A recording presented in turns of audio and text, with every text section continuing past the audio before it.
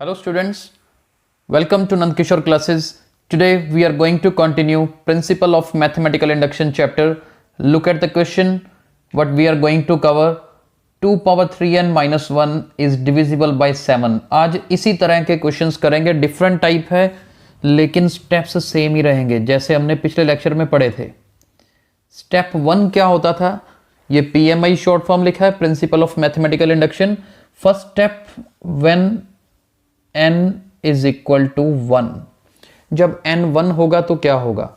देखिए इसी में ही हम पुट करके देख सकते हैं क्या होगा. 2 पावर 3 n की जगह पर 1 फिल कर दीजिए तो ये क्या बनेगा? 3 इंटू 1 3 ही रहेगा. 2 क्यूब इज 8 यानी कि 7.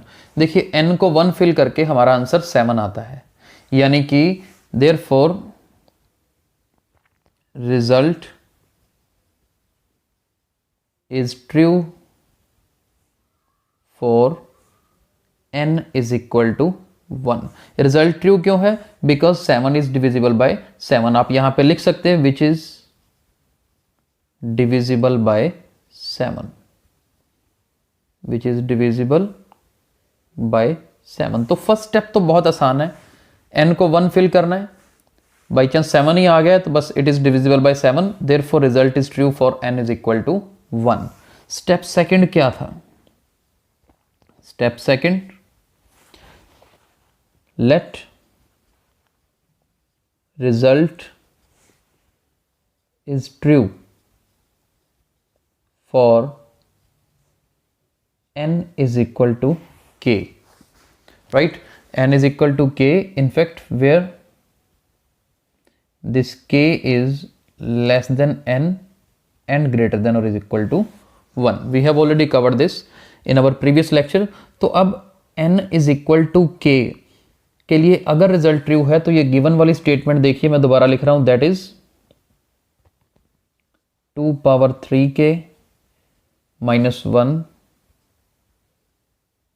Is divisible by 7.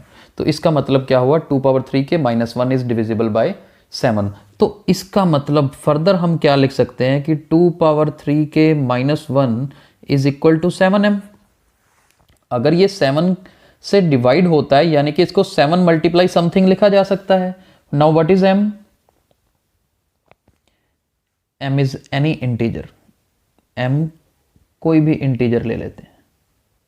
राइट, तो हमारा स्टेप 2 तक ये सब करना है. ये नया मेथड है और नए काइंड ऑफ क्वेश्चन है तो इसको अच्छे से समझना है.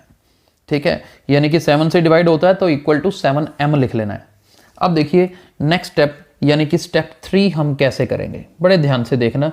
स्टेप 3 यहीं पे ही कर रहे हैं ऊपर. स्टेप 2 अभी मैं रिमूव नहीं कर रहा हूं ताकि आपको ध्यान रहे. और मैंने कल बताया था कि स्टेप 2 जो है ना, स्टेप 3 में यूज जरूर होगा. स्टेप 3 कर रहे हैं हम when n is equal to k plus 1. जब n क्या हो? k plus 1 के इक्वल हो. यानी कि ये हमारे पास क्या बनेगा? 2 पावर 3 n की जगह पर क्या हो जाएगा? k plus 1 और आगे क्या है? माइनस 1. इतनी चीज को सॉल्व करना है हमने और देखते हैं क्या बनेगा. ये 3 इंटू के 3k और 3 इंटू 1 3, ये बन गया हमारे पास. आगे क्या होगा? इसे हम 2 पावर 3k इंटू 2 पावर 3 लिख सकते हैं. स्प्लिट कर दिया. राइट, ये पावर जो एडिशन में थी प्रोडक्ट में बना दिया हमने. एक्सपोनेंट्स के रूल पढ़े हुए हैं. अब देखो यहाँ पर 2 पावर 3k है ना, तो मेरे पास यहाँ पे देखो नेक्स्ट स्टेप बन सकता था 2 power 3k is equal to 7m plus 1. यानी कि स्टेप 2 में मैंने 2 पावर 3k की वैल्यू निकाल ली यहां पर, और यही 2 पावर 3k की वैल्यू हम स्टेप 3 में पुट करेंगे. स्टेप 3 में देखिए क्या करेंगे. 2 पावर 3k की वैल्यू है 7m plus 1 into 2 cube minus 1. अब देख लीजिए ये वैल्यू हमने फिल कर दी है. आगे हम यहां कर रहे हैं स्टेप्स. 2 क्यूब का मतलब 8. राइट, लिख ही देते हैं 7m प्लस 1 8 माइनस 1. अब पहले ब्रैकेट खुलेगी, 8 7 ज़र 56, 8 + 1 8, लास्ट में -1 है, 56m + 8 - 1 किया 7। अब 7 कॉमन आ जाएगा, 7 8 ज़र 56, 7 1 ज़र 7। मतलब अगर हमें इसे डिविजिबल बाय 7 प्रूव करना है तो एंड में 7 कॉमन आना चाहिए। 7 कॉमन आ गया हमारा, हम यहाँ पे लिखेंगे विच इज डिविजिबल बाय 7, राइट। तो स्टेप 3 भी हमारा हो गया। तो करना कुछ नहीं था, बहुत आसान था, थोड़ा सा चेंज था। तो हम और क्वेश्चंस करेंगे तो आपको ये सारे कंसेप्ट्स बहुत अच्छे से क्लियर होंगे। और लास्ट में हमने क्या करना होता है, फ्रॉम स्टेप 1 2 एंड 3 क्या प्रूव हुआ, 2^3n - 1 is divisible by 7 for, ये v डाल के ऐसे लाइन लगाएं तो 4 का सिंबल होता है, for n belongs to capital N, यानी कि नेचुरल नंबर। आई होप आपको ये क्वेश्चन समझ आया होगा। एक क्वेश्चन और करते हैं इसी टाइप का। चलिए ये क्वेश्चन देखिए, क्वेश्चन हमारी स्क्रीन पे है। अब मैं स्टेप 1 क्विकली करता हूँ, स्टेप आपको लिखने आते हैं। जब आप 1 फिल करेंगे, राइट, व्हेन n = 1, तो क्या बनेगा, 4^1 = 4, 15 × 1 = 15, साथ में आया -1, ये सॉल्व किया तो 18 आ गया।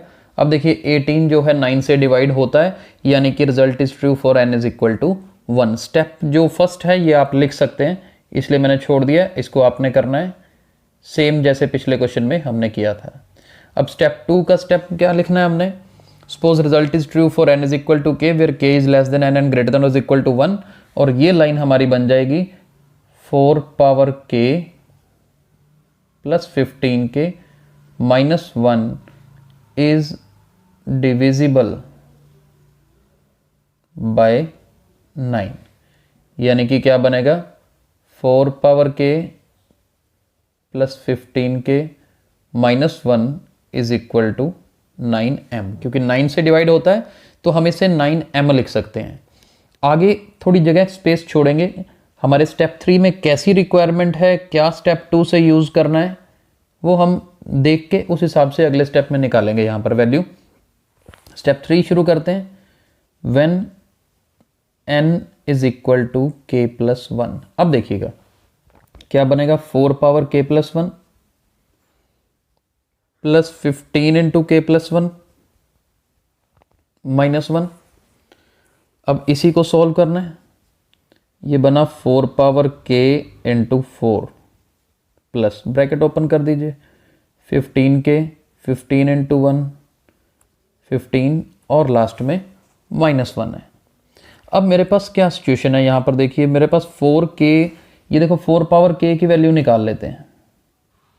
यहाँ से 4^k की वैल्यू क्या आएगी, 9m, ये 15k उधर जाके माइनस का हो जाएगा और -1 इधर आके प्लस का हो जाएगा।